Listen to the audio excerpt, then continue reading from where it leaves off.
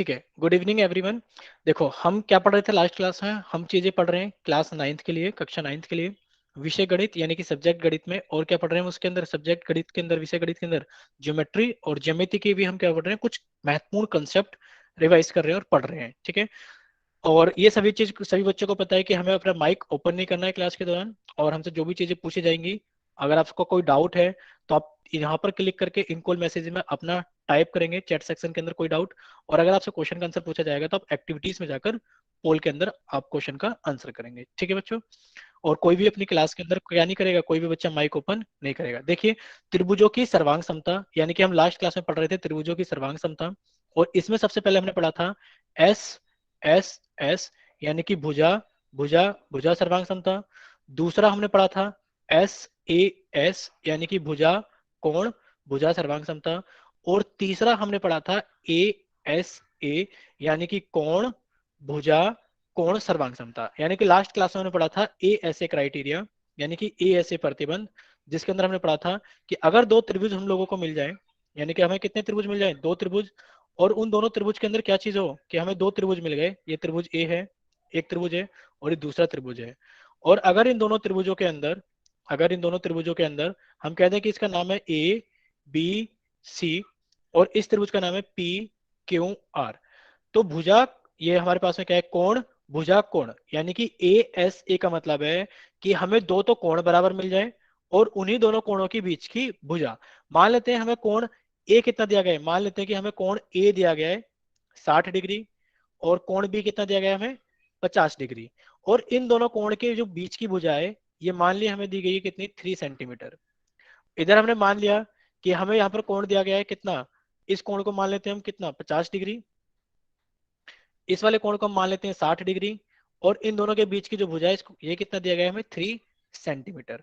तो जब हमारे पास में दो त्रिभुज दिए जाते हैं, उनमें दो कोण बराबर हो, और उन्हीं दोनों के बीच की भुजा, दो कोण बराबर हो और उन्हीं दोनों कोणों के बीच की भुजा अगर बराबर होती है, तो हम कह देते हैं कि ये दोनों त्रिभुज आपस में क्या होंगे, कि ये दोनों त्रिभुज आपस में क्या होंगे, सर्वांगसम होंगे। दोनों त्रिभुज क्या होंगे, आपस में सर्वांगसम होंगे।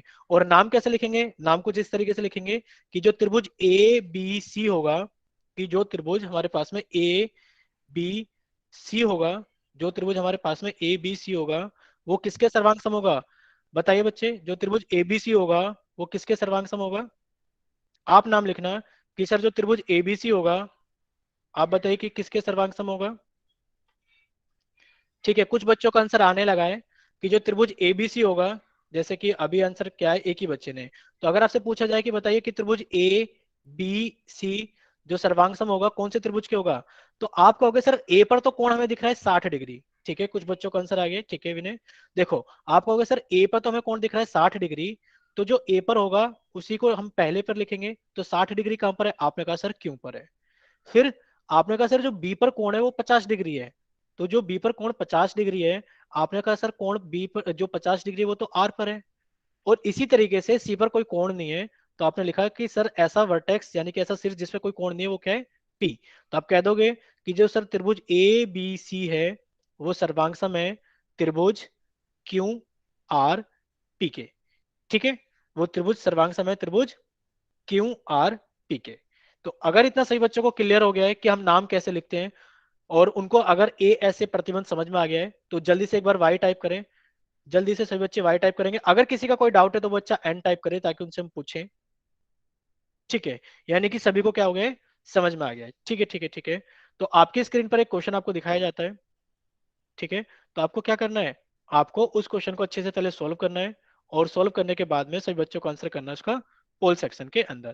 पहले आप इस क्वेश्चन को अच्छे से सोल्व करना, और सोल्व करने के बाद में सभी बच्चे क्या करेंगे, इस क्वेश्चन का आंसर करेंगे पोल सेक्शन के अंदर। ठीक है, तो क्वेश्चन क्या दिया गया है हमें, क्वेश्चन दिया गया है यदि त्रिभुज ए बी सी, यदि त्रिभुज ए बी सी तथा पी आर क्यू सर्वांगसम है, यदि त्रिभुज ए बी सी तथा पी आर क्यू सर्वांगसम है, तो बताइए कोण पी क्यू आर का मान क्या होगा। तो बताइए कोण पी क्यू आर का मान क्या होगा। ठीक है, तो सभी बच्चे क्या करेंगे, अच्छे से पहले इसको सोल्व करेंगे। यानी कि हमें एक दो त्रिभुज दे रखे हैं, हम हर क्लास के अंदर बताते हैं आपको क्या चीज बताई जाती है कि स्टार लगा के पॉइंट लिखवाया जाता है हर क्लास के अंदर, महत्वपूर्ण बिंदु, कि अगर दो त्रिभुज सर्वांगसम होते हैं, अगर दो त्रिभुज सर्वांगसम होते हैं तो उनके संगत कोण और संगत भुजाएं बराबर होती है। तो आपको यहाँ पर वही चीजें, यानी कि आपको उसी कंसेप्ट का यूज करना है कि जब दो त्रिभुज सर्वांगसम होते हैं तो उनके संगत कोण संगत भुजाएं बराबर होती है। ठीक है, तो आपके पास में कितना सेकंड दे दिया जाए? ठीक है, आपके पास में 15 सेकंड है बच्चों, क्योंकि 15 सेकंड काफी है क्वेश्चन के लिए।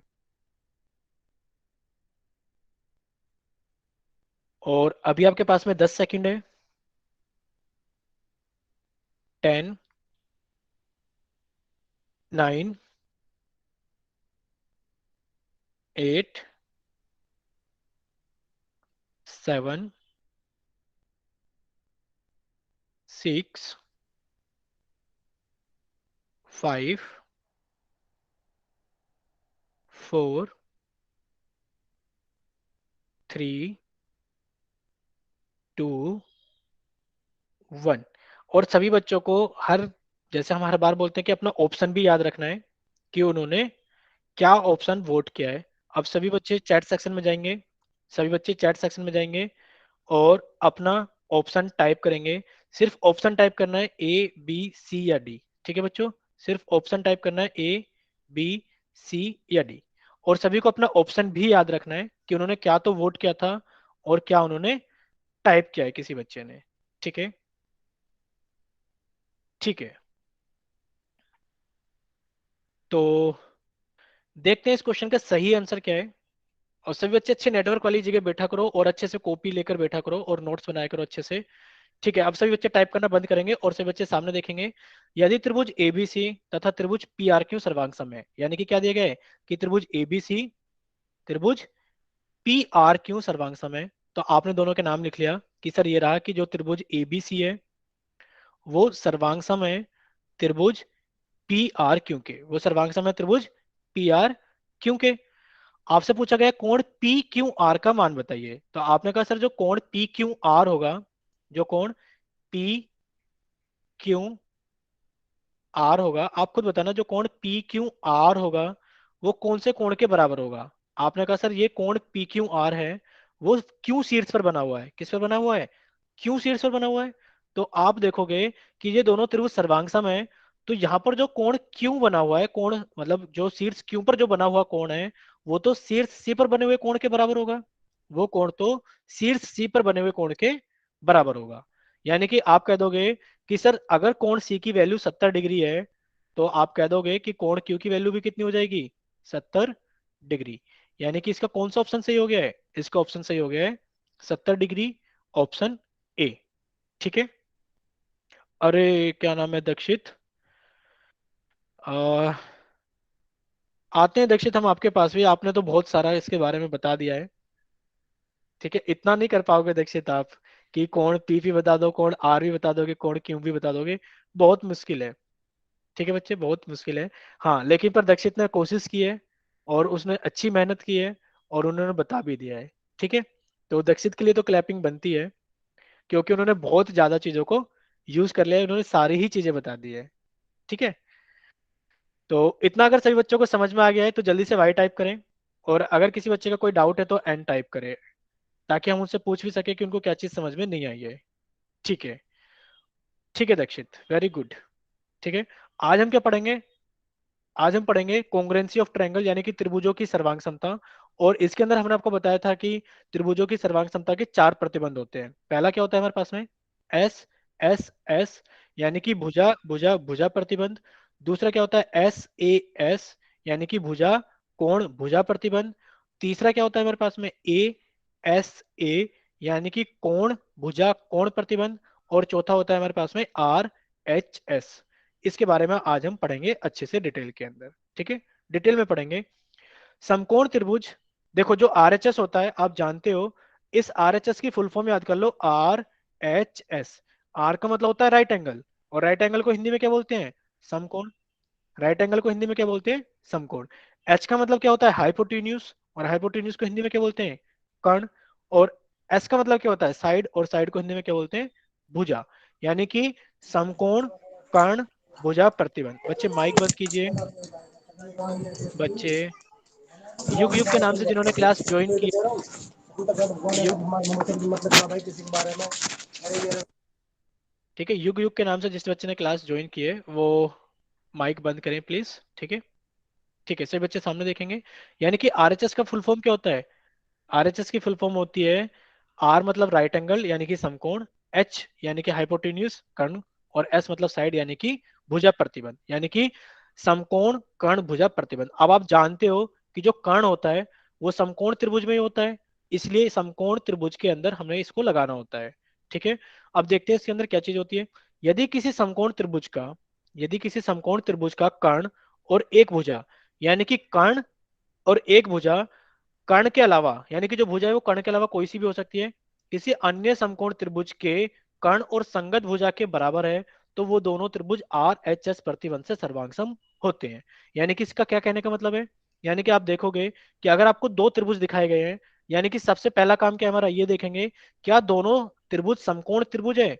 सबसे पहला काम, क्या दोनों त्रिभुज समकोण त्रिभुज है? आपने कहा जो त्रिभुज एबीसी है और जो त्रिभुज पी क्यू आर है, दोनों के ही अंदर समकोण त्रिभुज है, क्योंकि ये वाला चिन्ह हम जानते हैं कि ये वाला चिन्ह 90 डिग्री के कोण के लिए लगाया जाता है। यानी कि सबसे पहला काम हमारा ये कि देखेंगे क्या दोनों त्रिभुज समकोण त्रिभुज है। ठीक है, फिर आप कहोगे दूसरा काम क्या करना है, हमें देखना है कि दोनों के कर्ण बराबर है, क्या दोनों ही त्रिभुज के हाइपोटेन्यूज बराबर है। आपने कहा अगर त्रिभुज एबीसी और त्रिभुज पी क्यू आर को देखें तो दोनों के ही कर्ण 90 डिग्री के सामने वाली भुजा कर्ण कहलाती है और 90 डिग्री के सामने वाली भुजा कर्ण कहलाती है, यानी कि दोनों के ही कर्ण ए सेंटीमीटर यानी कि ए यूनिट के हैं। तो आपने कहा दोनों के कर्ण भी बराबर है, यानी कि दोनों त्रिभुज समकोण त्रिभुज है और दोनों के कर्ण बराबर है। तीसरा देखते हैं, क्या कर्ण के अलावा, क्या कर्ण के अलावा कोई ऐसी भुजा है जो बराबर है? आप कहोगे यस सर, इसकी भुजा AC और इसकी भुजा PR आपस में बराबर है और दोनों ही B यूनिट की है, यानी कि आपने कहा इसके अंदर एक भुजा भी बराबर है। यानी कि ये जो त्रिभुज ABC है और जो त्रिभुज PQR है, ये दोनों त्रिभुज आपस में क्या हो गए, ये दोनों त्रिभुज आपस में सर्वांगसम हो गए।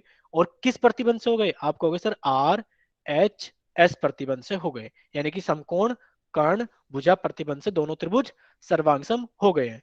क्योंकि सबसे पहला काम हमें क्या करना है, हमें सबसे पहला काम देखना है क्या दोनों त्रिभुज समकोण त्रिभुज है। अगर दोनों त्रिभुज समकोण त्रिभुज है तो दूसरा काम क्या बराबर है, क्या दोनों के कर्ण बराबर है। अगर दोनों के कर्ण बराबर तो तीसरा काम हो गया कि क्या कोई सी बची हुई भुजा आपस में बराबर है। अगर इतना चीजें हो जाती हैं, सबसे पहले समकोण त्रिभुज देखेंगे, उसके बाद कर्ण देखेंगे, उसके बाद बची हुई भुजा देखेंगे, कर्ण के अलावा कोई भुजा बराबर है, तो हम कह देंगे जो त्रिभुज है वो दूसरे त्रिभुज के सर्वांग होगा। जैसे कि इस वाले त्रिभुज में देखोगे ABC त्रिभुज में और त्रिभुज PQR में, तो आप कहोगे दोनों ही त्रिभुज पे C पर और R पर क्या बना हुआ है, 90 डिग्री का कोण। यानी कि आपने कह दिया कि अगर त्रिभुज, बच्चे माइक बंद कीजिए।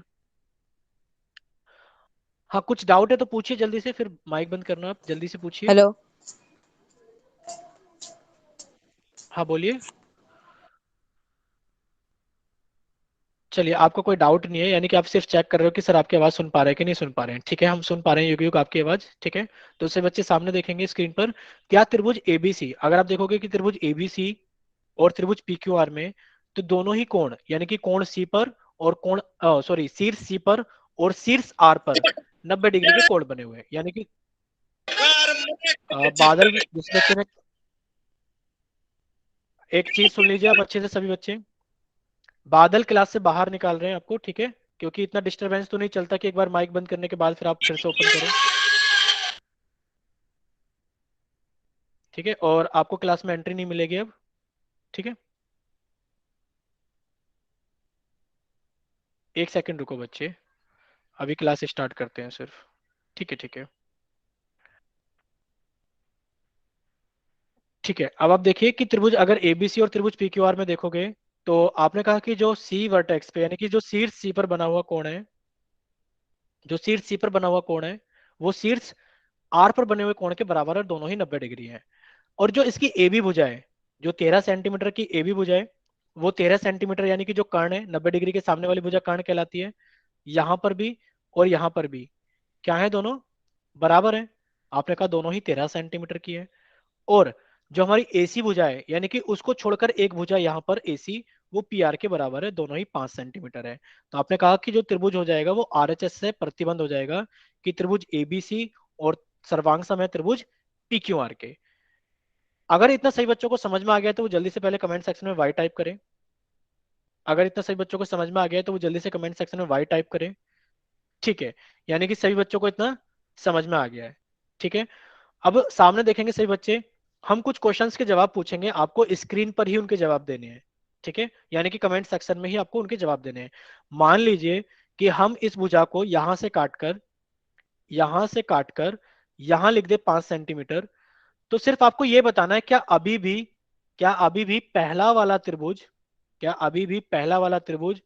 दूसरे वाले त्रिभुज के सर्वांग सम है। नाम नहीं पूछ रहे हम, आपको सिर्फ ये बताना है क्या पहला वाला त्रिभुज दूसरे वाले त्रिभुज के सर्वांग सम है।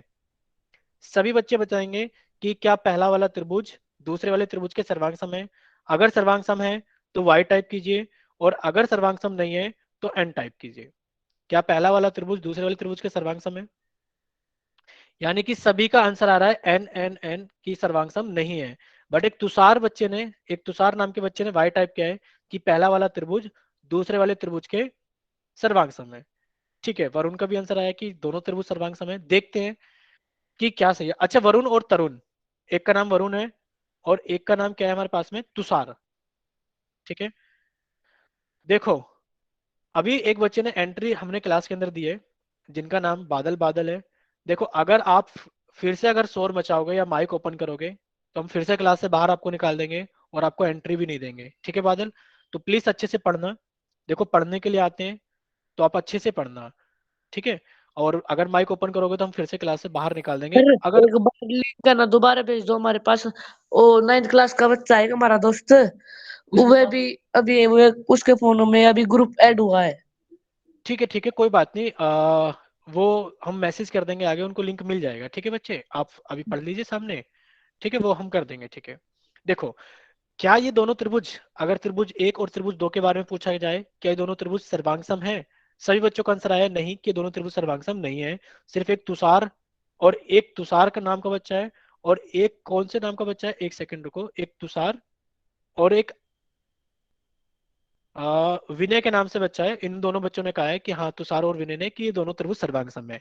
अब देखो सभी बच्चे सामने स्क्रीन पे देखेंगे। देखो आपको सिर्फ इतना बताया गया था, आपसे नाम नहीं पूछा गया था कि अगर हमारे पास में दो त्रिभुज है, हाँ वरुण भी है, कि अगर हमारे पास में दो त्रिभुज है, अगर उनमें क्या सबसे पहले वो दोनों समकोण त्रिभुज है, क्या उनमें 90 डिग्री का कोण है? आप देखोगे सर पहले वाले त्रिभुज में 90 डिग्री का कोण ये रहा और दूसरे वाले त्रिभुज में 90 डिग्री का कोण ये रहा। फिर आपको ये चीज कही गई थी कि 90 डिग्री के सामने वाली भुजा कर्ण होती है, क्या दोनों के कर्ण बराबर है? फिर आपने देखा कि हाँ सर, इसके अंदर भी कर्ण 13 सेंटीमीटर है और इसके अंदर भी कर्ण कितना है, 13 सेंटीमीटर है। यानी कि सबसे पहला पहला काम हो गया कि ये दोनों त्रिभुज समकोण त्रिभुज है। हमने यही तो कहा था कि सबसे पहला काम आपको ये चेक करना है कि दोनों त्रिभुज समकोण त्रिभुज है। आपने कहा सर दोनों त्रिभुज समकोण त्रिभुज है। दूसरा काम, क्या इन दोनों के कर्ण बराबर है? आपने कहा यस सर, इन दोनों के कर्ण बराबर है। तीसरा, कि अगर आप पहले त्रिभुज और दूसरे त्रिभुज को देखोगे, क्या इनमें कर्ण के अलावा कोई और भुजा बराबर है? आप कहोगे हाँ सर, भुजा भी बराबर है, ये रही 5 सेंटीमीटर और ये रही 5 सेंटीमीटर। आपने कहा हाँ सर, कर्ण के अलावा इनकी भुजा भी बराबर है, तो आप कह दोगे कि जो त्रिभुज एक है वो सर्वांगसम है त्रिभुज दो के। अब जल्दी से बताओ सभी बच्चों को समझ में आया कि नहीं आया? अगर समझ में आ गया है तो जल्दी से वाई टाइप करो, और अगर अभी भी कोई डाउट है तो एन टाइप करो। यानी कि पहला त्रिभुज दूसरे त्रिभुज सर के आज सर्वांगसम है। बच्चे फिर सिर्फ टाइप करना है, माइक मत ओपन करो। ठीक है, ठीक है बादल, यानी कि बादल को भी समझ में आ गया है। ठीक है, अब सामने देखिए सही बच्चे, आप हमें इसका नाम भी बता सकते हो। अगर हम ये पूछें कि इस 5 सेंटीमीटर को हमने यहां से हटाया और इस 5 सेंटीमीटर को हमने यहां लिख दिया, तो क्या आप हमें बता सकते हो कि त्रिभुज ए बी सी सर्वांगसम होगा त्रिभुज? क्या आप हमें त्रिभुज का नाम भी बता सकते हो? जल्दी से टाइप करें कि आपको एबीसी त्रिभुज अब कौन से त्रिभुज के सर्वांगसम लगता है। सही बच्चे जल्दी से टाइप करेंगे कि अब एबीसी त्रिभुज। संजय आपको अभी भी समझ में नहीं आया था, 1 मिनट, हमने कमेंट थोड़ा लेट देखा। आ, बाकी बच्चे नाम टाइप कीजिए। क्या त्रिभुज, सॉरी, जो त्रिभुज एबीसी होगा वो कौन से त्रिभुज के सर्वांगसम होगा? जो त्रिभुज एबीसी होगा, अभी तक दो बच्चों के आंसर आए हैं, अक्षा के और अनुज के। दक्षत की भी आ गया है, दक्षित का आंसर आ गया है। ठीक है, दानवीर का भी आंसर आ गया है। ठीक है, यानी कि दो ऑप्शन आ गए हैं, एक तो बच्चे बोल रहे हैं क्यू पी आर, एक बच्चा बोल रहे हैं पी क्यू आर। ठीक है, विनय का आंसर आया पी क्यू आर। ठीक है, तो चेक करते हैं क्या हमारे पास में जो त्रिभुज एबीसी है, अब ये कौन से त्रिभुज के सर्वांग सम होगा? संजय आप भी अच्छे से देखना, हम आपका भी डाउट क्लियर करेंगे अभी। ठीक है बादल, आपने लिखा है क्यूपीआर।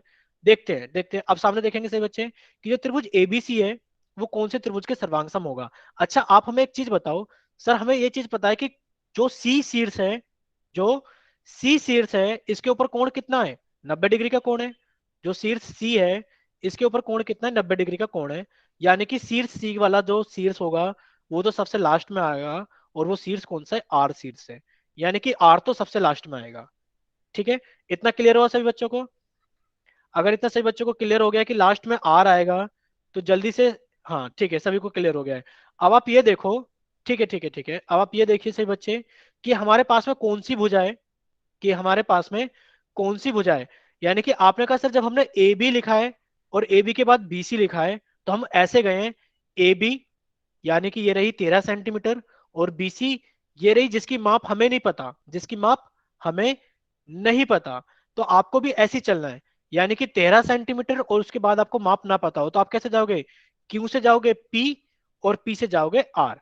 यानी कि आपने कह दिया सर आंसर हो गया क्यू पी आर, कि जो त्रिभुज एबीसी होगा, कि त्रिभुज ए बी सी सर्वांग सम होगा त्रिभुज क्यू पी आर के। जल्दी से बताओ ये सभी को समझ में आ गया है? आ गया है तो जल्दी से वाई टाइप करो, और अगर किसी का कोई डाउट है तो वो एन टाइप करो। संजय आप भी बताना, ठीक है संजय को क्लियर हो गई ये सारी चीजें? ठीक है, तो अगर इतना सभी को क्लियर हो गया है तो अभी सभी बच्चों के सामने स्क्रीन पर एक क्वेश्चन दिखाई देगा। तो आपका चैट सेक्शन बंद किया जाता है क्योंकि सभी को समझ में आ गया है, सभी का वाई आ गया है। ठीक है, तो आपको उस क्वेश्चन का आंसर पोल सेक्शन में करना है। ठीक है बच्चों, तो जल्दी से जाइए इस क्वेश्चन को अच्छे से सोल्व कीजिए, और आंसर आपको करना है पोल सेक्शन के अंदर।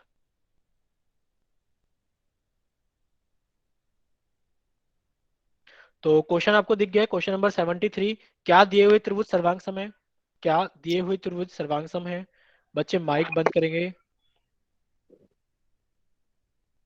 सभी बच्चे अपना माइक बंद रखा करो प्लीज। ठीक है, तो क्या दिए हुए त्रिभुज सर्वांग सम है? आपके पास में सिर्फ 10 सेकंड का ही टाइम बचा है अब, क्योंकि बहुत आसान क्वेश्चन है। तो 10, 9, 8, 7, 6, 5, 4, 3, 2, 1। अब जल्दी से बच्चे कमेंट सेक्शन में जाएंगे, चैट सेक्शन में सिर्फ अपना ऑप्शन टाइप करेंगे कि सर हमारी तरफ से ये ऑप्शन है ए या बी। ठीक है, और सभी बच्चे अपने ऑप्शन भी याद रखेंगे कि उन्होंने कौन सा ऑप्शन टाइप किया है। ठीक है बच्चे, सही बच्चों को अपना ऑप्शन भी याद रखना है कि उन्होंने वोट किया था तो कौन सा ऑप्शन क्या है, या फिर उन्होंने अगर चैट सेक्शन में टाइप किया तो कौन सा ऑप्शन क्या है। ठीक है, अब सभी बच्चे सामने देखेंगे क्योंकि अब सभी बच्चों के कमेंट रिपीट हो रहे हैं। ठीक है, बहुत अच्छा कि सभी बच्चों के आंसर आ गए हैं। सिर्फ सिर्फ एक ही बच्चे ने वोट किया था बी ऑप्शन, और कमेंट सेक्शन में तो किसी ने बी लिखा ही नहीं है जहां तक हमें दिखाई दिया है। ठीक है, तो जिस भी बच्चे ने बी ऑप्शन वोट किया था वो बच्चे पहले हमें बताएंगे कमेंट करके कि उनको समझ में आया कि नहीं आया। देखिए क्या दिए हुए त्रिभुज सर्वांग समय, आपने कहा सर दोनों त्रिभुज हमें 90 डिग्री के कोण दिखाई दे रहे हैं। ये रहा 90 डिग्री का कोण शीर्ष बी पर, और ये रहा 90 डिग्री का कोण शीर्ष आर पर। यानी कि आपने कह दिया दोनों त्रिभुज समकोण त्रिभुज है। पहला काम हो गया कि दोनों त्रिभुज क्या है? समकोण त्रिभुज है। दूसरा काम, क्या दोनों के कर्ण बराबर है? आपने कहा 90 डिग्री के सामने वाली भुजा 10 सेंटीमीटर है, और इधर भी 90 डिग्री के सामने वाली भुजा कितनी है? 10 सेंटीमीटर। आपने कहा दोनों के कर्ण बराबर है। तीसरा काम, कि क्या कर्ण के अलावा कोई और भुजा बराबर है? आप कहोगे बिल्कुल सर, ये रही एक भुजा 8 सेंटीमीटर और ये रही एक भुजा 8 सेंटीमीटर, यानी कि कर्ण के अलावा भी एक भुजा बराबर है। और आपको बताया था जब ऐसी सिचुएशन आ जाए कि समकोण त्रिभुज हो दोनों ही, दोनों के कर्ण बराबर हो और कर्ण के अलावा कोई भुजा बराबर हो, तो आप कह दोगे कि दोनों त्रिभुज क्या है? सर्वांग सम है। यानी कि दोनों त्रिभुज आपस में सर्वांग सम है, आपसे कोई नाम नहीं पूछा गया था। ठीक है, तो जल्दी से सभी बच्चों को समझ में आ गया ना? वाई टाइप करें। ठीक है, हम सिर्फ उस बच्चे को भी ढूंढना चाह रहे हैं जिन्होंने वोट शायद गलती से बी कर दिया था ऑप्शन। ठीक है, अभी सभी बच्चे का कमेंट सेक्शन फिर से बंद किया जाता है, और आप जल्दी से स्क्रीन पे दिखाए हुए क्वेश्चन को जल्दी से सोल्व करें, और फिर कमेंट सेक्शन वोट करना अपना आंसर जाकर पोल में। ठीक है बच्चों, जल्दी से सभी बच्चे इस क्वेश्चन को अच्छे से सोल्व करें, और सोल्व करने के बाद में आंसर करेंगे पोल के अंदर। यदि त्रिभुज यदि त्रिभुज एबीसी तथा त्रिभुज क्यू आर पी, नाम अच्छे से पढ़ना, यदि त्रिभुज एबीसी, यदि त्रिभुज एबीसी तथा क्यू आर पी सर्वांग समय, तो क्यू आर की लंबाई क्या होगी? तो क्यू आर की लंबाई क्या होगी? हमें आकृति नहीं देखनी है कि नीचे हमें जो दिख रहा है वही नीचे भी ट्रू हो, यानी कि हमें क्या करना है, हमें आकृति नहीं देखनी है, हमें तो नाम पढ़ना है कि त्रिभुज एबीसी सर्वांग समय त्रिभुज क्यू आर पी के। आपसे पूछी गई है क्यू आर की लंबाई कितनी होगी, तो आपको पता है कि जब दोनों त्रिभुज सर्वांग सम होते हैं तो उनकी संगत भुजाएं बराबर होती है।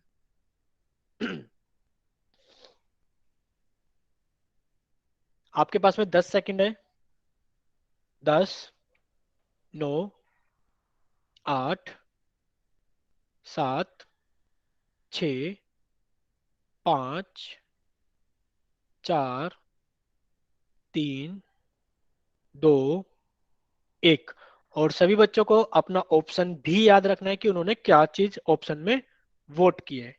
ठीक है, तो अब चलते हैं चैट सेक्शन में। सभी बच्चे जाएंगे और चैट सेक्शन में क्या करेंगे, जल्दी से अपना ऑप्शन टाइप करेंगे, ए बी सी या डी। ठीक है बच्चों, और ठीक है, ठीक है, सभी बच्चे अपना ऑप्शन भी याद रखेंगे, सभी बच्चे अपना ऑप्शन भी याद रखेंगे। ठीक है, यानी कि अब कमेंट्स रिपीट होने लगे, सभी बच्चे सामने देखेंगे। और एक बच्चे ने आज क्लास युग युग के नाम से ज्वाइन की है, सबसे पहले तो उनके लिए क्लैपिंग हमारी तरफ से।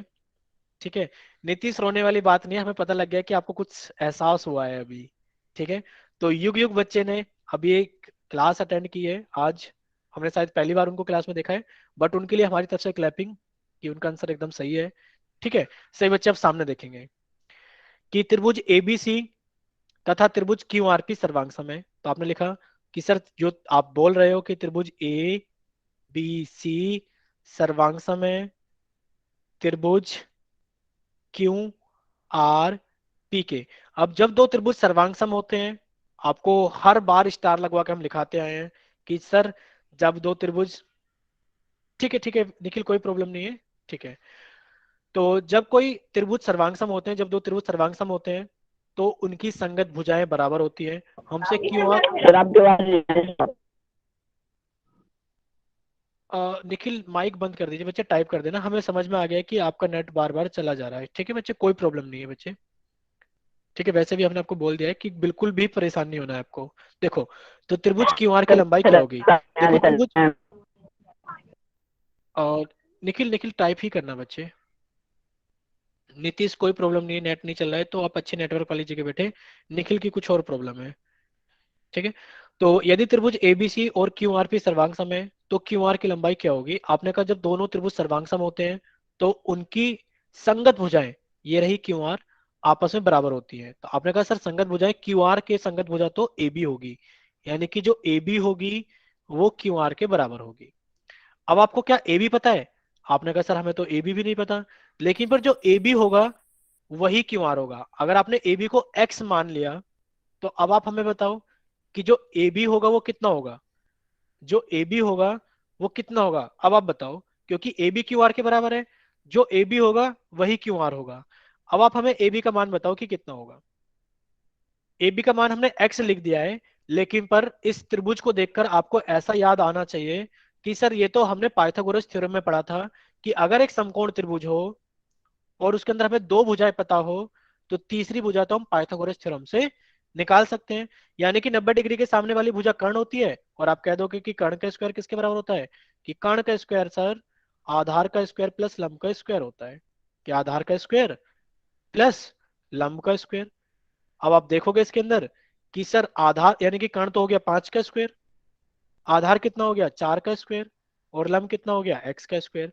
जब आप इसे सोल्व करोगे तो सभी बच्चे कमेंट सेक्शन में लिखेंगे कि 5 का स्क्वायर कितना होता है? 25। ठीक है संजय, ठीक है दक्षित, यानी कि 5 का स्क्वायर तो 25 हो गया। 4 का स्क्वायर बताइए सभी बच्चे कितना होता है?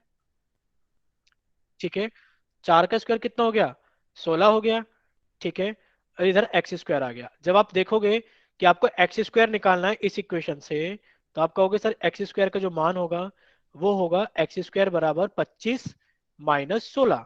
और जब 25 में आप 16 घटा दोगे तो एक्स स्क्वायर का वैल्यू आ गया 9। यानी कि अब आपको एक ऐसी संख्या देखनी है जिसका वर्ग, जिसका स्क्वायर 9 होता है। तो आप कह दोगे सर एक्स स्क्वायर जो है वो 3 के स्क्वायर के बराबर है। यानी कि एक्स का मान कितना हो गया? 3। एक्स का मान कितना हो गया? 3। अगर इतना सभी बच्चों को क्लियर हो गया है कि एक्स का मान 3 है, तो जल्दी से सभी बच्चे वाई टाइप करें। और अगर किसी बच्चे को नहीं समझ में आए तो वो एन टाइप करे ताकि उनको यहाँ पर समझाया जा सके। अगर सभी बच्चों को समझ में आ गया तो वाई टाइप करे, और अगर किसी बच्चे का कोई डाउट है तो वो एन टाइप करे। ठीक है। तुषार और विनय। ठीक है, ठीक है, ठीक है विनय, कोई बात नहीं। सभी बच्चे सामने देखेंगे। आप विनय जल्दी से आप माइक ओपन करो, जल्दी से माइक ओपन करो विनय। और अब आप बोलो कि आपको क्या चीज समझ में नहीं आई थी विनय। विनय। Yes sir. हाँ बताओ कि क्या चीज समझ नहीं आई विनय। सर मैं समझ दिया, आपने ये क्यूआर कैसे निकाला? ठीक है, ठीक है, हम एक बार फिर से बताते हैं पूरा सॉल्यूशन आपको, सभी बच्चे सामने देखेंगे। ये हमने बिल्कुल इरेज कर दिया है। देखो, हमें त्रिभुज एबीसी सर्वांग सम दिया था त्रिभुज, अच्छे से देखना सही बच्चे, कि त्रिभुज एबीसी सर्वांग सम दिया था त्रिभुज क्यूआरपी के। तो आपने कहा सर जो त्रिभुज एबीसी है वो सर्वांग सम है त्रिभुज क्यू आर पी के। आपसे कहा था क्यू आर की लंबाई बताइए कितनी होगी। तो आपने कहा सर जो क्यू आर होगी उसकी संगत भुजा तो ए बी है। यानी कि आपने कहा जो ए बी होगी वही क्यू आर होगी। आपने देखा ना तो हमें क्यू आर पता है, और इधर अगर देखा तो इधर हमें ए बी भी नहीं पता है। और हमने मान लिया कि जो ए बी है वो एक्स है। अगर ए बी एक्स है तो क्यू आर भी कितना हो गया? एक्स हो गया। लेकिन पर अगर आप पी क्यू आर त्रिभुज में देखोगे तो यहाँ सिर्फ आपको एक ही भुजा पता है और दूसरी आपने मानी है। लेकिन पर अगर आप त्रिभुज एबीसी को देखोगे तो आपको दो भुजा पहले से पता थी और एक आपने मानी है। यानी कि आपने ये क्वेश्चन पाइथागोरस थ्योरम में करे थे कि अगर आपके पास में कोई समकोण त्रिभुज है तो आपको अगर दो भुजा मिल जाए तो आप तीसरा भुजा निकाल सकते हो पाइथागोरस थ्योरम से। यानी कि अगर आपको दो भुजाएं मिल जाए तो आप तीसरी भुजा निकाल सकते हो समकोण त्रिभुज में पाइथागोरस थ्योरम की मदद से। अब पाइथागोरस थ्योरम क्या कहती है कि जो 90 डिग्री के सामने की भुजा कर्ण होती है, यानी कि जो कर्ण का स्क्वायर होता है, जो कर्ण का वर्ग होता है, वो किसके बराबर होता है? वो आधार का वर्ग प्लस लंब के वर्ग के बराबर होता है विनय। ठीक है विनय, इतना बताओ कि इतना समझ में आ गया कि नहीं आया है आपको। विनय जल्दी से माइक ओपन करो और इतना बताओ। ठीक है। Yes sir. अब बस इसके अंदर आपको वैल्यू रखनी है। देखो कर्ण कितना हो गया? 5, यानी कि आपने यहाँ पे लिखा 5 का स्क्वायर। आधार कितना हो गया? ये राशि त्रिभुज का आधार हमें दिखाई दे रहा है 4, आपने लिखा 4 का स्क्वायर। प्लस लंब तो आपको पता है एक्स स्क्वायर आपको निकालना है। ठीक है, ठीक है। हाँ तुषार आप भी माइक ओपन करके बता सकते हो, इतना क्लियर है ना आपको? बोलिए तुषार। सर मेरे को ये समझ में नहीं आ रहा, कर्ण कौन सी भुजा होती है? अच्छा इसी देखो, की वजह से मेरा ये क्वेश्चन गलत हुआ था। ठीक है, ठीक है, ठीक है। देखो कर्ण जो होती है ना भुजा, आप यहाँ पर देखो, आपने एक चीज पढ़ी थी पाइथागोरस थ्योरम में, जब आपने पाइथागोरस फिर में पढ़ी थी, कि अगर आपके पास में एक समकोण त्रिभुज है, अगर आपके पास में एक समकोण त्रिभुज है, तो समकोण त्रिभुज में जो 90 डिग्री का समकोण होता है उसी के सामने वाली भुजा कर्ण होती है। उसी के सामने वाली भुजा क्या होती है? कर्ण होती है। कि आपको आपको एक समकोण त्रिभुज दे दिया जाए तो 90 डिग्री के कोण के सामने वाली भुजा क्या कहलाती है? आपकी कर्ण कहलाती है। और आपने याद भी किया था स्टार बिंदु लगा के सर कि मतलब कि 90 हाँ, 90 डिग्री के सामने वाली भुजा। हाँ 90 डिग्री के सामने वाली भुजा कर्ण होती है। तो देखो ये रहा 90 डिग्री बी वर्टेक्स ओके और सर। इसके सामने वाली भुजा 5 यानी कि कर्ण है। और आपको बताया था कर्ण सिर्फ किस में होती है? कर्ण सिर्फ समकोण त्रिभुज में ही होती है। हम कोण में होते ठीक है। तो अब सिर्फ आपको इसके अंदर वैल्यू डालनी है कि 5 का स्क्वायर तो 25 हो गया, 4 का स्क्वायर 16 हो गया, एक्स स्क्वायर। यानी कि अगर आप इसको सोल्व करोगे तो आप कह दोगे सर जो एक्स स्क्वायर का मान है वो हो गया 25 - 16। यानी कि एक्स स्क्वायर का मान तो सर 9 हो गया। और एक ऐसी संख्या जिसका स्क्वायर 9 होता है वो कौन होती है? वो 3 होती है। और आप कह दोगे दोनों तरफ वर्गमूल लेने पर एक्स का मान कितना आ जाएगा? 3 आ जाएगा। अब आप बताओ दोनों तुषार और विनय कि आप दोनों को समझ में आ गया कि नहीं आया? जल्दी से कमेंट सेक्शन में टाइप करो। सभी बच्चे टाइप करो कि सभी को समझ में आ गया है ना? ठीक है, यानी कि तुषार और विनय दोनों को समझ में आ गया है, दोनों का ही। ठीक है। अब सभी बच्चे सामने देखेंगे। आज जल्दी से अपनी कॉपी के अंदर हेडिंग डालेंगे। विनय, आप अच्छे खासे नोट्स बनाते हो, हर कॉपी मतलब हर क्लास के अंदर नोट्स चेक करके बताते हो, तो जल्दी से आप सभी बच्चे विनय की तरह कॉपी बना लिया करो। और सभी बच्चे कॉपी के अंदर लिखेंगे आज की हेडिंग कि अब हम एक नई चीज पढ़ना स्टार्ट करेंगे, पॉलीगन। यानी कि आज से हमारा एक नया टॉपिक स्टार्ट होगा ज्योमेट्री का, जिसको हम बोलते हैं बहुभुज। ठीक है, पॉलीगन। तो सही बच्चे कॉपी के अंदर हेडिंग डालेंगे, अच्छे से नोट्स बनाएंगे कि आज से हमारा एक नया टॉपिक स्टार्ट हो रहा है, बहुभुज। ठीक है बच्चों? ठीक है। अब ये बहुभुज क्या होता है, सभी बच्चे सामने देखेंगे बहुभुज क्या होता है कि तीन या तीन से अधिक रेखाखंडों, तीन या तीन से अधिक रेखाखंडों से मिलकर बनी हुई सरल, बनी हुई सरल, इस इसको अच्छे से याद करेंगे, बनी हुई सरल बंद आकृति को बहुभुज कहते हैं। ठीक है, ठीक है, ठीक है। तो ठीक है, ठीक है, आप उस सभी बच्चे सामने देखेंगे कि तीन या तीन से अधिक, अभी बच्चा कोई भी चैट सेक्शन में टाइप नहीं करेगा, फिर आप कहोगे कि समझ में नहीं आए, तो सभी बच्चे सामने देखो। ठीक है, कि तीन या तीन से अधिक, तीन या तीन से अधिक रेखाखंडों से मिलकर बनी हुई सरल बंद आकृति। अब ये क्या लिखा हुआ है वर्ड, सरल।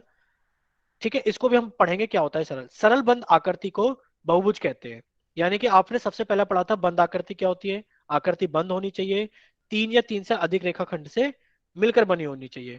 अगर आप देखोगे, ठीक है कोई बात नहीं, आप लेट हो गए, आपको हम बता देंगे अलग से सारी चीजें जितना भी आपने पढ़ा है। पर आप सभी जिसने भी अभी लिगेंड 444 के नाम से आईडी से ज्वाइन किया है, वो अपनी कॉपी के अंदर हेडिंग डालें कि एक नई चीज स्टार्ट की गई है आज, पॉलीगन बहुभुज। ये आप आज ही स्टार्ट किया जा रहा है। और आप जल्दी से सामने देखिए कि पॉलीगन बहुभुज क्या होता है। यानी कि तीन या तीन से अधिक, तीन या तीन से अधिक रेखाखंडों से मिलकर बनी हुई सरल बंद आकृति, बनी हुई सरल बंद आकृति को बहुभुज कहते हैं। आप खुद देखो कि अगर आपके पास में दो ही रेखाखंड होंगे, एक रेखाखंड ये रहा, एक ये रहा, आप इसे कहीं भी ले जाओ, आप एक बंद आकृति तो नहीं बना पाओगे, दो रेखाखंड से बना पाओगे क्या? नहीं। जब आप दो रेखाखंड को लेकर चलोगे तो सिर्फ आपके पास में खुली हुई आकृति बनेगी। लेकिन पर अगर आप आपके पास में तीन, इसलिए यहां पर लिखा गया है तीन या तीन से अधिक, कि आपने तीन रेखाखंड लिए, एक रेखाखंड तो ये रहा यहां से लेकर यहां तक ए बी के बीच में, एक रेखाखंड ये रहा बी से सी के बीच में, और एक रेखाखंड ये रहा सी से ए के बीच में। यानी कि ये तीन रेखाखंड आपके पास में हो गए हैं। तो कम से कम तीन रेखाखंड अगर आपके पास में होंगे, तो तीन रेखाखंड से मिलकर जो आपके पास में सरल बंद आकृति होगी वो बहुभुज कहलाएगी। जैसे कि अगर आप इसको देखोगे तो ये एक, दो, तीन, चार, पांच, छ, सात, यानी कि ये सात भुजाओं से बंद आकृति, यानी कि सात भुजाओं से मिलकर बनी हुई बंद आकृति है। नहीं नहीं नहीं नहीं, ये सात भुजाओं से, और इसको हम सप्तभुज यानी कि इसको हम बोलते हैं हेप्टागन। ठीक है, और इसके अंदर देखोगे तो ये भी सभी भुजाओं से मिलकर बनी हुई बंद आकृति है। तो ये सारी की सारी बंद आकृति है। और ये सारी कैसी आकृति है, तीन या तीन से अधिक रेखाखंड से मिलकर बनी है। और ये सभी क्या है, बंद आकृति है। तो ये सभी क्या है, बहुभुज। यानी कि ये भी बहुभुज है, ये भी बहुभुज है, और ये भी बहुभुज है। अब ये समझते हैं कि इस वर्ड सरल का क्या मतलब है। देखो इसका मतलब है, सरल का मतलब कि जो दो रेखाखंड आपके पास में, जो दो रेखाखंड आपके पास में, वो एक दूसरे को प्रतिच्छेद नहीं कर रहे, वो एक दूसरे को एक बिंदु पर मिल रहे हैं। क्या कहने का मतलब है इसका, आप इसका कहने का मतलब ये है कि अगर आप यहां पर देखिए सामने, हम ये सारी चीजें मिटा देते हैं पहले। ठीक है, अब आप देखिए कि अगर आपके पास में ये चीज हो कि एक रेखाखंड ये रही, एक, दो, तीन, चार, पांच, तो ये जो आपको स्टार की आकृति दिखाई दे रही है, तो ये सरल आकृति नहीं है, ये एक जटिल, यानी कि एक कॉम्प्लेक्स आकृति है। ये क्या है, एक जटिल आकृति है, कॉम्प्लेक्स आकृति है। तो जैसे आपने इसको बनाया था, देखो एक रेखाखंड, दूसरा रेखाखंड, और जब आपने तीसरा रेखाखंड बनाया तो वो पहले वाले रेखाखंड को काट कर गया, प्रतिच्छेद करके गया। यानी कि अगर दो रेखाखंड एक दूसरे को प्रतिच्छेद करते हैं तो वो हमारे पास में सरल आकृति नहीं होती। और जब सरल आकृति नहीं होती तो हम इन वाली आकृति को पोलीगन यानी कि बहुभुज भी नहीं कहते। यानी कि जो स्टार हमें दिखाई दे रहा है, क्या ये पोलीगन है, क्या ये बहुभुज है? तो आप कह दोगे नहीं सर, ना तो ये पोलीगन, यानी कि ये क्या नहीं है, ये बहुभुज नहीं है। ठीक है बच्चों, अगर इतना आपको समझ में आ गया है तो आप जल्दी से बताइए वाई टाइप करके कि आपको समझ में आ गया है, जल्दी से। ठीक है, यानी कि आपको बहुभुज के कुछ महत्वपूर्ण उदाहरण दिखाए गए हैं कि कुछ महत्वपूर्ण बहुभुज, सभी बच्चे सामने देखेंगे स्क्रीन पर, अभी बच्चा कोई भी कमेंट सेक्शन में टाइप नहीं करेगा। कुछ महत्वपूर्ण बहुभुज, यानी कि आपको कुछ महत्वपूर्ण बहुभुज दिखाए गए हैं यानी कि इस बहुभुज के अंदर कितनी भुजाएं, आप कहोगे सर इस बहुभुज के अंदर 3 भुजाएं, 3 या 3 से अधिक भुजाएं होती हैं, सरल बंद आकृति होती है, तो वो बहुभुज कहलाता है।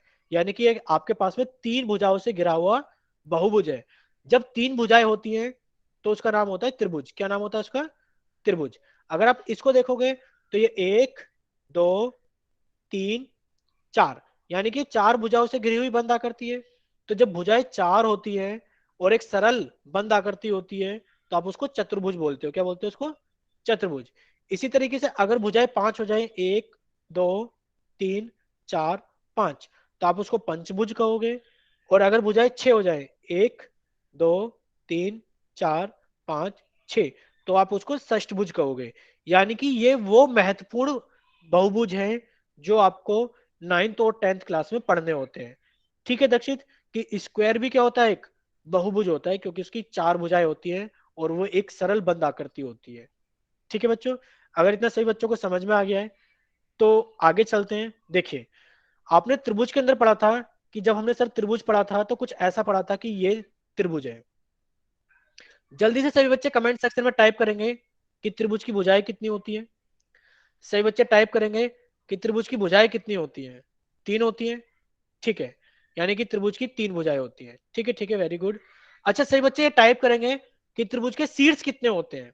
हमने पढ़ा था कि कोई भी हमारे पास में त्रिभुज होता है, अगर मान लो त्रिभुज एबीसी है तो इसके अंदर कितने शीर्ष हैं? आप कहोगे 3 शीर्ष हैं, 3 ही भुजाएं हैं और 3 ही कोण हैं। तो आपने त्रिभुज के बारे में पढ़ा था, त्रिभुज के अंदर 3 शीर्ष होते हैं, 3 भुजाएं होती हैं, 3 कोण होता है। इसी तरीके से आपको सामने एक आकृति दिखाई गई है, 1, 2, 3, 4, 5, 6, इसके अंदर 6 भुजाएं हैं, तो इसके अंदर 6 कोण होंगे और इसके अंदर 6 शीर्ष भी होंगे। 6 भुजा, 6 कोण, 6 शीर्ष, यानी कि जितनी भी आपके पास में सरल बंद आकृति होती है उनकी जो शीर्षों की संख्या होती है वो भुजाओं की संख्या के बराबर होती है और उतनी ही कोणों की संख्या भी होती है। और इतना तो हम आशा करते हैं देखो कि सभी बच्चों को इतना तो आता होगा कि दो बिंदु यानी कि 2 शीर्ष की जो दूरी होती है उसके बीच में एक भुजा बन जाती है। जहां दो भुजाएं आपस में मिलती है वहां पर एक शीर्ष और एक कोण बन जाता है। यानी कि शीर्ष, कोण और भुजा ये बच्चों को आता होगा क्योंकि आपने एक टॉपिक अलग से पढ़ा था, शीर्ष, भुजा और कोण। ठीक है बच्चों? ठीक है, ठीक है, ठीक है। तो इतना सभी को समझ में आ गया है। अब देखो, ये एक बहुत अच्छा क्वेश्चन है कि जो व्रत होता है हमारे पास में, जो सर्कल होता है, क्या एक बहुभुज होता है? क्या जो व्रत हमारे पास में होता है वो एक बहुभुज होता है? आप कहोगे नहीं सर, जो व्रत होता है वो हमारे पास में बहुभुज नहीं होता। क्यों नहीं होता? क्योंकि आपने कहा था सर जो बहुभुज होता है वो क्या होता है? वो 3 या 3 से अधिक रेखाखंडों से मिलकर बना होता है। और वो कैसी आकृति होती है? बंद आकृति होती है। और कैसी होती है? सरल। यानी कि क्या आपको यहाँ 3 या 3 से अधिक रेखाखंड दिखाई दे रहे हैं? आप कहोगे सर हमें तो यहाँ एक भी रेखाखंड नहीं दिखाई दे रहा, ना ही हमें यहाँ शीर्ष दिखाई दे रहा है, ना ही हमें कोण दिखाई दे रहा है। इसी वजह से व्रत क्या नहीं होता? एक बहुभुज नहीं होता है। ठीक है, तो इतना सही बच्चों को क्लियर है। और अब सब बच्चे सामने देखेंगे स्क्रीन पर, आपको एक क्वेश्चन दिखाई जाएगा और आपको उस क्वेश्चन का जवाब पोल सेक्शन में करना है। ठीक है बच्चों, तो आप जाइए और इस क्वेश्चन को अच्छे से सॉल्व कीजिए और सॉल्व करने के बाद में आपको इस क्वेश्चन का आंसर कहाँ करना है? पोल सेक्शन में वोट करना है।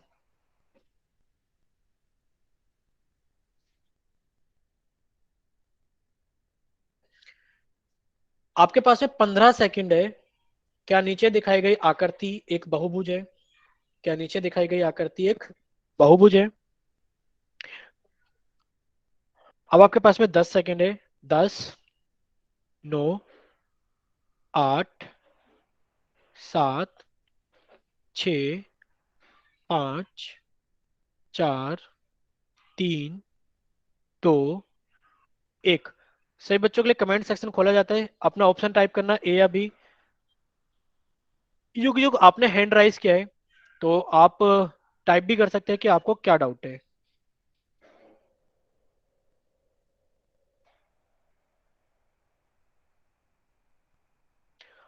बच्चे हैंड राइज नहीं करना है, आप डाउट टाइप कर सकते हो।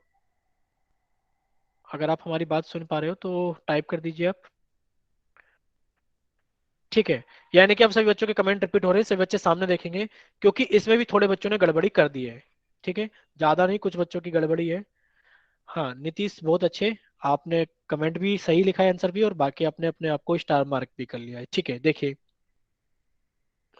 हाँ ठीक है, जटिल बताएंगे कॉम्प्लेक्स फिगर क्या होती है, ठीक है आएंगे उन पर भी। ठीक है देखिए, क्या नीचे दिखाई गई आकृति एक बहुभुज है? क्या नीचे दिखाई गई आकृति एक बहुभुज है? तो आप देखिए कि जब आपने इसको बनाया होगा तो कैसे बनाया होगा।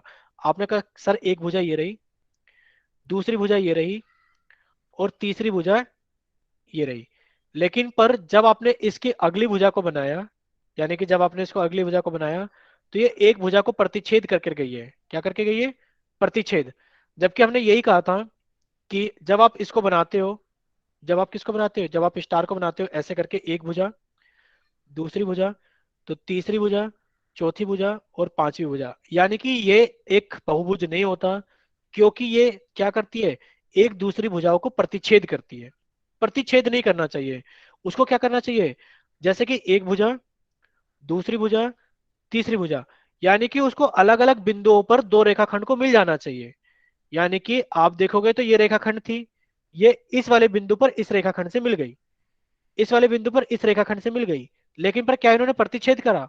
प्रतिच्छेद नहीं करा, यानी कि सिर्फ ये मिली है आपस में। तो इसी तरीके से आप कह दोगे कि ये जो हमें दिखाया गया है कि ये क्या नहीं है, ये एक बहुभुज नहीं है।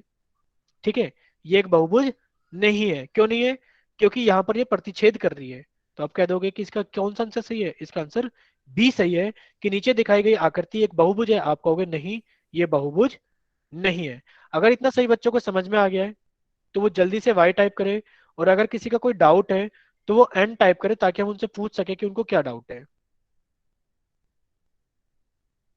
ठीक है, यानी कि सभी बच्चों को समझ में आ गया है। ठीक है, तुषार, आप फिर से अपना माइक ओपन कीजिए तुषार। सर जो ये प्रतिषेध करती ये भुजाएं, हाँ, तो फिर ये क्यों नहीं होती ये देखो, बहुभुज? ये इसीलिए बहुभुज नहीं होती क्योंकि जो हम बहुभुज पढ़ रहे हैं ना अपने सिलेबस में, वो सारे के सारे सरल, यानी कि वो सरल बंद आकृति होनी चाहिए, उन्हीं को बहुभुज कहा जाता है। ठीक है, तो ये सरल आकृति में नहीं आ पाएगा क्योंकि आप इस बहुभुज को सोल्व नहीं कर पाओगे। ये दो त्रिभुज का कॉम्बिनेशन है। ठीक है, तो आपको सिर्फ इतना ही ओके चेक करना सर। है, हाँ तो सर सिर्फ इतना ही चेक करना है कि जो आकृति बन रही है वो कहीं ऐसा तो नहीं है कि वो दो भुजाओं को प्रतिच्छेद करके बन रही हो। जैसे कि ये सारे आपके एग्जाम्पल हैं, अगर आप देखोगे तो ये सारे आपके सरल बंद आकृति है, और ये सब आपके बहुभुज है, कि ये हमारे पास में त्रिभुज है, ये पंचभुज है, ये चतुर्भुज है, और ये षष्ठभुज है। क्योंकि यहाँ पर कोई भी भुजा एक दूसरे को प्रतिच्छेद नहीं कर रही है, सिर्फ वो अलग अलग बिंदुओं पर एक दूसरे से मिल रही है। ठीक है, तो सिर्फ आपको इतनी सी ही पहचान करनी है कि जो आकृति हमें दी गई है, क्या वो अलग अलग बिंदु पर प्रतिच्छेद तो नहीं कर रही, सिर्फ मिलनी चाहिए। ठीक है, प्रतिच्छेद नहीं करनी चाहिए। ठीक है, तो इतना सभी बच्चों को समझ में आ गया है ना? ठीक है, तो हम एक नई प्रॉपर्टी पढ़ते हैं। ठीक है ठीक है ठीक है बच्चे, हम एक नई प्रॉपर्टी पढ़ते हैं। एक ही प्रॉपर्टी एक और पढ़ेंगे नई, सभी बच्चे सामने देखेंगे कि क्या प्रॉपर्टी का नाम है। हम पढ़ेंगे बहुभुज के, बहुभुज के बाह्य कोणों की मापों का योग। आज हम अंतः कोण नहीं पढ़ेंगे, आज हम पढ़ेंगे बहुभुज के बाह्य कोणों की मापों का योग। यानी कि जो एक हमारे पास में बहुभुज होता है, ठीक है, उसके जो बाहर के कोण होते हैं उनका जो योग होता है वो कितना होता है। ठीक है, यानी कि बाह्य कोणों के मापों का योग हम पढ़ेंगे कि मापों का योग कितना होता है। जैसे हमने पढ़ा था कि एक हमारे पास में त्रिभुज होता है, और इसके जो अंतः कोण होते हैं, कोण ए, कोण बी और कोण सी, इन सभी के मापों का योग कितना होता है, 180 डिग्री होता है। ये हमने एक प्रॉपर्टी पढ़ी थी त्रिभुज में। तो इसी तरीके की एक प्रॉपर्टी हम पढ़ेंगे किसके अंदर, ये पढ़ेंगे हम बहुभुज के अंदर। ठीक है बच्चों, किसके अंदर पढ़ेंगे, बहुभुज के अंदर। देखते हैं क्या होती है प्रॉपर्टी। देखिए प्रॉपर्टी कुछ इस तरीके से होती है कि किसी बहुभुज की सभी, किसी बहुभुज की नहीं, यहाँ पर क्या होना चाहिए कि किसी बहुभुज के सभी बाह्य कोणों की मापों का योग कितना होता है, 360 डिग्री होता है। कितना होता है, 360 डिग्री। अब आप हमें बताओगे कि एक त्रिभुज अगर आपको दे दिया जाए, एक त्रिभुज अगर आपको दे दिया जाए तो इसके कितने बाह्य कोण बनेंगे। जल्दी से टाइप करो कि अगर आपको एक त्रिभुज दे दिया जाए, त्रिभुज एबीसी, तो इसके कितने बाह्य कोण बनेंगे।